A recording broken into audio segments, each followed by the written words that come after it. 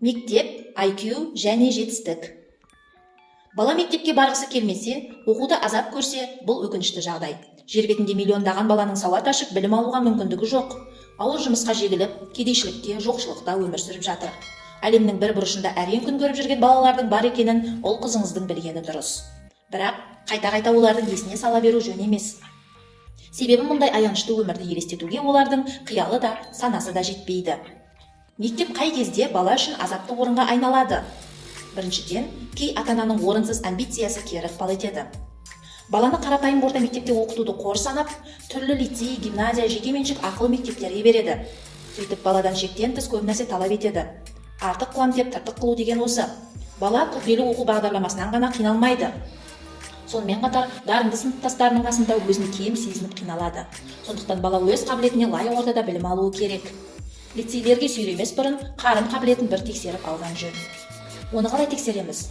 Әдетте біз баланың интеллект коэффициентін IQ өлшеуге тырысамыз. Орта коэффициент 100 деп алайық. Егер баланың IQ көрсеткіші 70-ге тең болса, қанша қинасақ та үлгерімі артпайды. Алайда ол көрсеткіш 130-дан асып кетсе де, бұл сабақ үлгерімінің жоғары болуына кепілдік емес. Оқи алмай келесі жылға қалып қоюы да әбден мүмкін. Неге? Себебі Элизабет Лукас баланың физикалық һәм когнитивті дамуына 3 нәрсе керек дейді. Олар: бірінші, жеткілікті қарым қабілет, екінші, қолайлы орта, үшінші, ерік жігер. Мәселен, біреуге биік таудың шыңын бағындыру міндеттелді делік. Ол үшін әуелі оның денсаулығы мықты болуы керек. Орта жолда дәрмені таусылып, кері қайтып кетпеу үшін бұлшық еті шыныққан, қан айналымы дұрыс, өкпесі төзімді болуы керек. Екіншіден, рухани күш жігері де маңызды. Биік шыңды бағындыру зор табандылық пен шыдамдылықты талап етеді. Осы айтылған қасиеттердің бәрі оның бойынан табылған күннің өзінде мақсатқа жетеді дей алмаймыз. Бәлкім оның тауға шыққысы келмейтін шығар. Ерік жігері жеткіліксіз болып тұр. Құлықсыз адам шамасы жетіп тұрса да алысқа шаппайды. Яғни ниеті бар, бірақ денсаулығы жарамайтын адамда, денсаулығы мықты, бірақ зауқы соқпайтын адамда шың басына жете алмайды.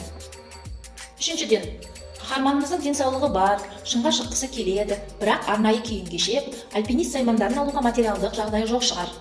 Немесе ол да бар, бірақ тауда сел жүріп, қар құлап, лай көшін жолды бөгеп қалуы мүмкін.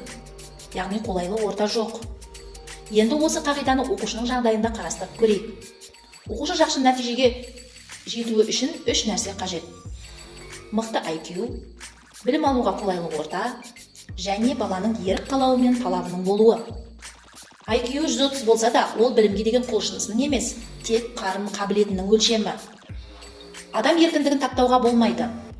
Тіпті ол бала болса да. Ерік жігер қуатты күш. Қуаттылығы сондай, кейде адам өз қабілетінің шекарасынан шығып кете алады. Биік шыңды бағындыруға тәуекел етіп, сол жолда жан беруге әзір тұрған адам алысқа бара алады. Денсаулығы жарамаса да, ауа райы қолайсыз болса да, шаршап, шалдығып қарышса да, рухани жігерінің арқасында мақсатына жетуі мүмкін. Мұндағы жетістік талап пен еңбекке қарыз. Ал интеллект өздігінен жетістікті қамтамасыз ете алмайды.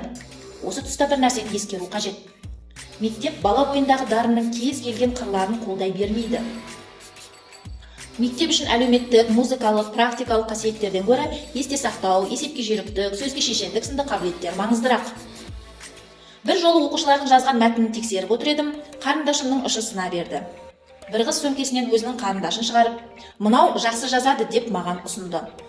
Қаршадай қыздың аңғарымпаздығы мен қамқорлығына риза болдым. Оның жасындағы балада мұндай қасиет бола бермейді. Баланың мұндай қырлары мектепте аса бағаланбаса да, үлкен өмірде өте қажет, деп жазады Элизабет Лукас. Адам қайталанбас дара тұлға. Әр баланың өзіне тән қарым қабілеті мен ерекше болмысы болады. Сондықтан біздің ми қатпарымызда әрқилы дамиды. Бұл ерекшеліктің артында табиғи себептер тұр. Мысалы, бір адамның өкпесі үлкен болғандықтан судың астында ұзақ уақыт тұра алады. Енді бірінің көзі өткір, алыстағы жазуды оқи алады. Бірақ басқалар да еңбектенсе, өкпесі мен көзін шынықтырып, белгілі бір деңгейде жетілдіре алады. Әдетте біз адамның әлсіз тұсын немесе артық қасиетін байқаймыз.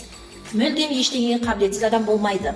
Ақыл есі кем, немесе миы зақымданған кісі ғана қарым қабілетін көрсете алмайды. Сол сияқты, адам бір өзі бәріне бірдей қабілетті бола алмайды.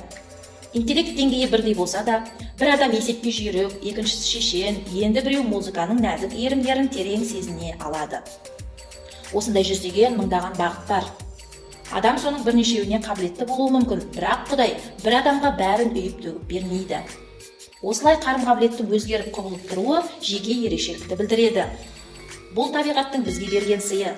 Сондықтан баланың дамуын мұқият әрі зор қызығушылықпен бақыласаңыз, көп ұзамай ешбір психологиялық тесттің көмегінсіз-ақ оның мықты және әлсіз тұстарын көріп түсініп тұрасыз.